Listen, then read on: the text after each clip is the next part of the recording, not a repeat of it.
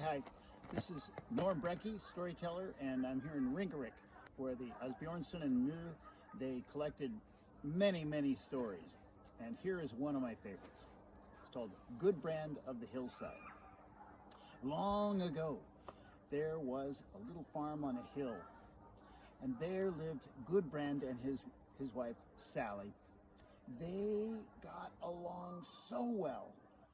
Gudbrand didn't always make the best decisions, but whatever he did, Sally was happy because he worked hard and she worked hard, and they made a good living. They actually owned their farm outright, which was very rare in the early days of Norway. And they also had $100 stowed away for savings for a rainy day, or I guess a snowy day. Well, as it turns out, though, she came in one day and said, "Gudbrand, I don't think we need 2 cows anymore. I think we could just do with one. I can hardly figure out what to do with the milk. We've got cheese coming out of our ears around here. I've given it to the neighbors. Why don't you sell that cow? Then we'll have a little spending money. We don't want to get into the savings now, our $100. Gudbrand said, "Well, that's a good idea, Sally. I'll go tomorrow to town and I'll sell the cow." And that's just what he did. The next day, he was leading the cow along all the way to town. As he went, he asked people if they wanted the cow, but nobody on the road did. And when he got to town, he asked about half the day was over, and he had to get back before dark. He said, "Well, I guess, Bessie, we'll head on home. It's no further to get home than it was to get here, huh?" Bessie agreed. And they walked along the road. They walked and they walked until they came to a man who was coming into town to trade a horse. Hey, how about a horse for a cow? And the man made the deal. "Hey, I got a horse." He walked along a little ways further, and his arm started to get a little bit tired, and somebody was walking down the road with a pig. He said, "Oh, I'm getting pretty hungry. A pig would be good. You can't really eat a horse." And so he traded the horse for a pig. Then he had the pig on the leash, and the pig was, unwieldy. It really didn't stay on the leash too well, but he was going down the road, and finally he came to a man who was selling a goat. He said, "Well, a goat might be trouble, but would you like to trade?" And they traded. Now he had a goat, and the goat was also a little rough on him. It kept kind of butting him once in a while, but it did make more progress than the pig. As he walked down the road, though, then there was a woman selling her sheep. "Hey, you want to trade?" And they did. Now he had a sheep. He walked along with his sheep, but the sheep kept wanting to stop a lot. I mean, even more than a dog would. Finally, he came to somebody who had a goose they were trying to sell. And he said, "Well, goose, it'd be a good dinner, huh? Yeah, you want to trade this sheep for a goose?" And they did. They made the trade. He carried the goose, but the goose also kept kind of pecking at his nose every so often, so he had a heck of a time. He walked along until he finally came to a woman trying to get rid of her rooster. He said, "I'm taking the rooster." They traded. He got that rooster, had it on a little leash. It was a darling little thing.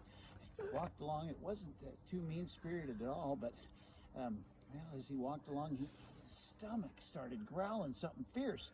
Finally, he got to near where the inn was, pretty close to the house, and he traded rooster for a meal. It was a good meal, too. He hadn't had a meal not made by Sally in a long time. Now, Sally was a good cook, but it's nice to have some variety once in a while. Oh, he went in and he enjoyed it so much. Yeah, now he had nothing. He walked along until he came right to his neighbor's house on his way home, and it was Stan. "Hey, Stan, how you doing?" He said, "Hey, Gudbrand, how was your day?" And he said, well, I don't know. I can't say if it was good or bad myself." "Well, what do you mean?" He came up and he told him all about making all those trades. And Stan said, "I don't know. I don't think Sally's going to be too happy about that." And he goes, "Oh, no, Sally will be fine with it. She's always fine with things." "I don't know. I know my wife would be hopping mad." He goes, "Well, Gudbrand said, well, I'll tell you what.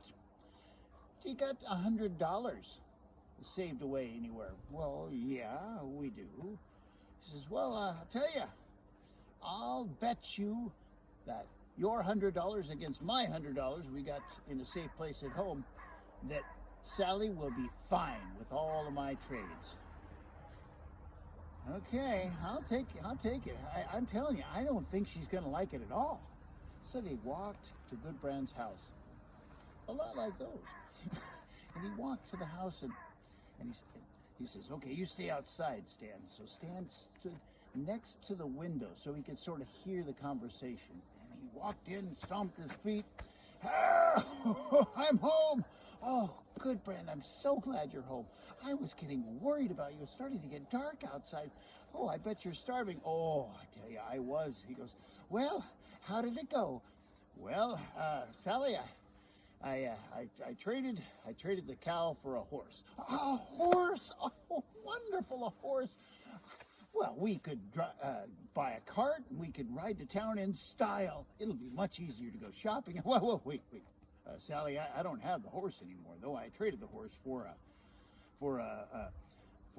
pig. Good on you. I think the horse would have to comb the horse all the time and clean out the stall just like this cow. I think it'd be a bunch of trouble. And besides, we can't afford the cart. Oh boy, it would have been a trouble. No, we don't need that. But a pig, oh, we can just have that pig. We can have all kinds of good meals with that meat. Oh, that'll be wonderful. Well, Sally, I don't have the pig anymore either. I traded the pig for a goat. Oh, goat's milk. Oh, that'll be so nice for a change. Oh, the flavor of that is so good. We could take care of it right in the stall where the other... No, hold on. I don't have the goat either. Oh, you don't have the goat? Well, good thing. 'Cause, yeah, I traded it for a sheep. Oh, good. Oh, goats are always butting you and trying to get at you, and just as much trouble as a cow, and I'll be in the same predicament I was before with too much milk. But a sheep would be perfect, because a sheep, why, I can make all our own clothing ourselves. I can spin and I can comb it out and I can weave. Oh, that'll be great. We'll save a lot of money that way. Honey, don't get too excited. I don't have that sheep anymore either. I traded the sheep for a goose. Goose. Good on you. I've always disliked sewing and all of that work like that. We could buy our clothes like we've always done, but well, thank you. You're so smart. You thought this all ahead. Now we're going to have that good goose meal. I love a good goose, I tell you. And I can use the feathers to put in a pillow. That'll be, honey, Sally, just before you get too excited, I traded the goose for a rooster. Oh, thank heavens. I don't know how to cook a goose anyway. And I tell you that the goose feathers, heck, I could put anything in a pillow, a straw, it's fine. It's fresher that way. Oh, well, but I tell you, a rooster, well, we'll get so much more done around here. We are pretty productive as it is, but we can get more done. We'll get up at the crack of dawn. We'll be working, and it'll be, hold on, honey, I thought I was going to starve. My stomach was just growling, and I was feeling a little weak in the knees as I was walking along. So I thought I'd better trade it for just enough money for a good meal. I had a meal down at the inn. Oh, you really have thought all this out, haven't you? You are the smartest man in the world. I tell you, I am so glad you did that, because I wouldn't want my Gudbrand to starve. And we don't need some bird telling us when to wake up in the morning, I tell you what. Yes, we've done just fine, thank you. We don't need some bird bossing us around. Oh, it's been a wonderful day, I think. Sally, could you just hold on a second? I think I've got a little bit of business out here. He went outside, said, well, Stan, how do you think I did? Reached in his pocket, got out his $100 and said, I think you got the most wonderful wife in the world, Gudbrand. Handed him the money. Thank you, Stan. So do I. So do I.